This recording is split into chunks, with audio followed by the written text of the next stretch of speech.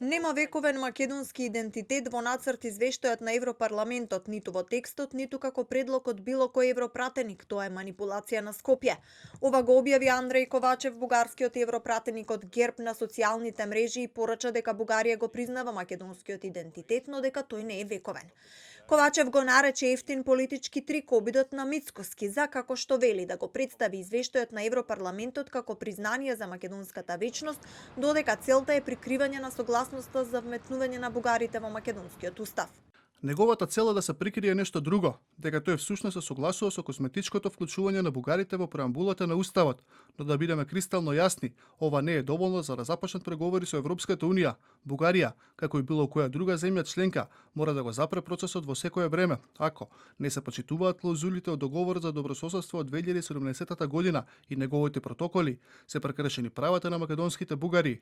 Ако расправата за извештајот во Европскиот парламент повторно се одложи, граѓаните треба да се свесни дека проблемот е заради идентитетот, а не за бугарите во уставот, порача премиерот Мицкоски. Но видовме дека за одредени европарламентарци, посебно за европарламентарците кои што доаѓаат од исток, и тоа било проблем. Што било проблем? Па пред идентитетот македонски и македонски јазик додаваат едно зборче презент, сегашен.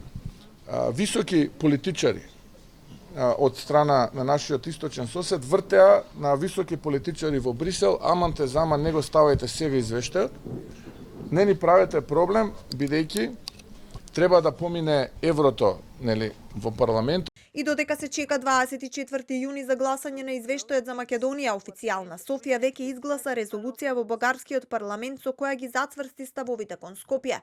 Бугарските власти испратија и писмо во вид на нон-пейпер до председателката на Европскиот парламент Роберта Мецола и останатите европратеници со наслов "Загриженост во врска со судските и институционалните дејствија насочени кон бугарската заедница во Северна Македонија". Во меѓувреме, молки за можната средба меѓу Силјановска и Радев на маргините на НАТО самитот во Хаг. Неофицијално од кабинетот на Радев за ТВ24 велат дека се чека одлука на владина седница за тоа кој ќе ја представува Бугарија во Хаг и се уште не се знае дали Радев воопшто ќе присуствува на НАТО самитот. Неофицијално велат дека тој не одбегнува средба со председателката Силјановска. И много се радвам, че ние заедно с вас можем да даваме